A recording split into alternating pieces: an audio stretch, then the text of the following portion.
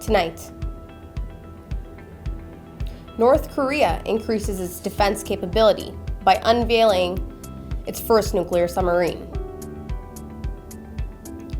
And the decision by French court on Abaya ban. We cover stories about the U.S. border wall and its impact on cultural sites, Canada's probe into allegations of foreign interference, and increasing number of children migrating through Latin America. Assalamu alaikum and good evening. This is Muslim News Canada on Muslim Network TV. I'm Zahra Syed. North Korea has unveiled this Wednesday its first tactical nuclear attack submarine. Experts describe this as a strategic move by North Korea to arm its navy with nuclear weapons so that it can compete against the U.S. and its Asian partners. The submarine is named Hero Kim Kun-ok after a prominent North Korean historical figure. This vessel, designed to fire underwater nuclear weapons, represents a defining moment for North Korea's naval forces. The exact missile capacity of the submarine is not known yet. Kim Jong-un, while overseeing the launch, said the submarine will be positioned between the Korean Peninsula and Japan. He calls the vessel an essential part of North Korea's naval strategy. Kim has also indicated that the current submarine fleet will be further upgraded. North Korea's weapons tests, including its claim to possess a new class of submarine-launched missiles, shows Kim's desire to improve the country's defense capabilities despite limitations due to the UN sanctions. A high-level Chinese group will also visit North Korea ahead of celebrations marking the country's 75th anniversary. U.S. intelligence reports that Kim is expected to travel to Russia soon for talks with President Vladimir Putin that may involve arms shipments and technological assistance. France's highest court has upheld the government's ban on the Abaya, a loose-fitting, floor-length garment worn by some Muslim women. The Council of State has ruled the ban does not violate the rights to religious freedom or the principle of non-discrimination. The court says the ban was necessary to protect the secular character of public schools. The ban applies to all public schools in France, including elementary and secondary schools and universities. Students who violate the ban can be expelled from school. A Muslim rights group had challenged the ban. The group argues that the ban is discriminatory and violates the right to freedom of religion. On the contrary, the court is calling it a proportionate measure to promote secularism in educational settings. The ban is the latest in a series of measures by the French government targeting Muslims. In recent years, the government has also banned the niqab, which is a face veil used by Muslim women. The government has also been raiding mosques and Muslim-run charities. A recent report shows that the construction of border fences on the southern border of the U.S. has caused environmental and cultural damage. The report is produced by the Government Accountability Office, a nonpartisan research organization. The detailed study details damage to fragile ecosystems, public lands, and indigenous cultural sites between 2017 and 2021. The report shows federal agencies constructed about 450 miles of barrier. To expedite the process, they waived several environmental and federal regulations. Laikan Jordal, a conservative advocate, says the report confirms long-standing concerns about the wall's impact on wildlife and indigenous sites. The border wall was a key promise of Donald Trump's 2016 campaign. Trump emphasized the wall will curb immigration and enhance national security. Recently, border fences have become an international trend. An estimate by the Migration Policy Institute shows 74 such barriers in 2022. The number is a significant increase since the end of the Cold War. The report is the most comprehensive study to date on the negative impacts of the border wall. Immigration remains a flashpoint in U.S. politics, especially as the 2024 election approaches. The Canadian government has launched a public inquiry into allegations of election interference by China and Russia. The move is seen as a victory for opposition parties, which have long criticized the government for its perceived inadequate handling of these allegations. The Liberal government has appointed Quebec Court of Appeal Judge Marie-Josée Hogue to head the inquiry. Public Safety Minister Dominic LeBlanc made the announcement during a press conference. LeBlanc says any form of interference in Canadian democracy will not be tolerated.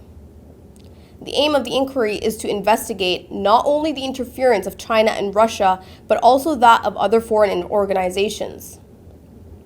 Some Canadian media outlets have been reporting that China interfered in 2019 and 2021 elections. Reports also surfaced alleging Beijing intimidated Conservative Party member Michael Chong and his family. Beijing denies these allegations. These reports have further strained relations between Canada and China. The two countries have been at odds on several issues, including human rights, trade, and the detention of citizens. Earlier, Trudeau appointed former Governor General David Johnston to investigate the allegations of Chinese interference. Johnston resigned, citing a polarized environment. Before stepping away, he released a draft report. The report shows the government did not neglect concerns about foreign interference. Despite this, Conservative leaders have remained critical, calling for a full independent investigation. The preliminary findings of the public inquiry are expected in February next year. A full report will be due before the elections the following year. For more on why Israeli students are refusing military service, stay tuned.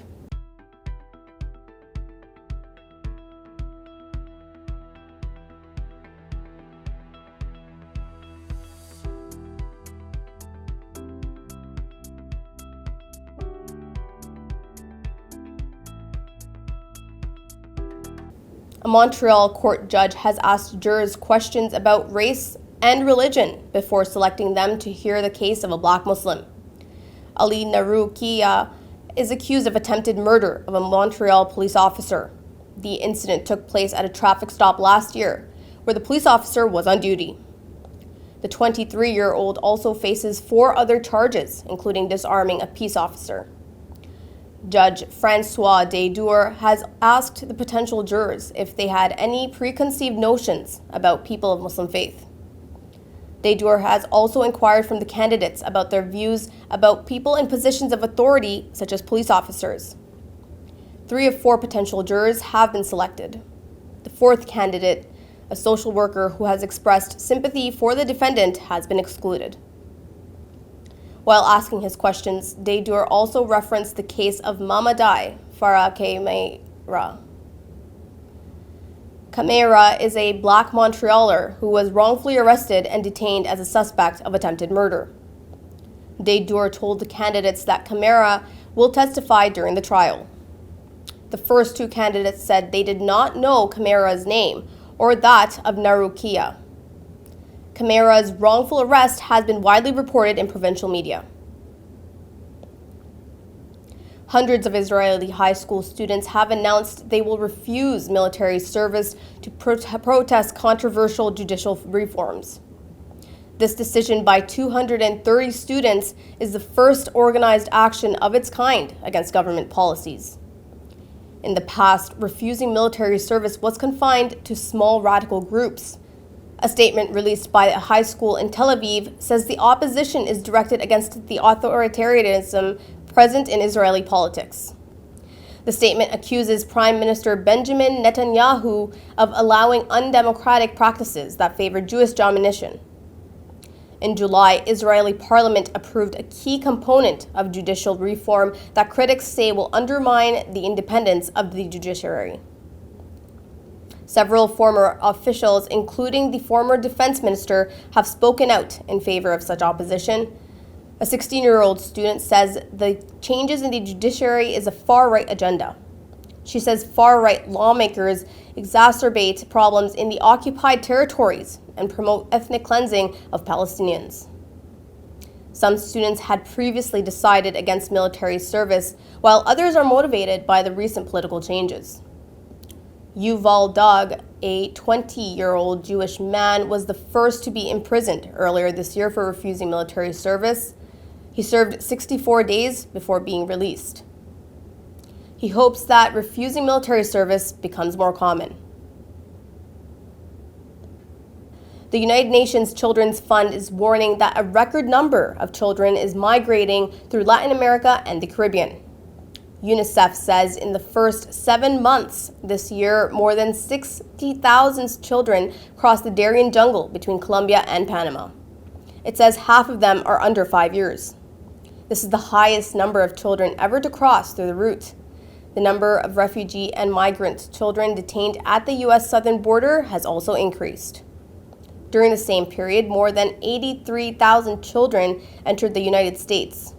Globally, children make up 13% of the migrant population. However, in Latin America and the Caribbean, about 1 in 4, or 25% of the people fleeing the country is a child.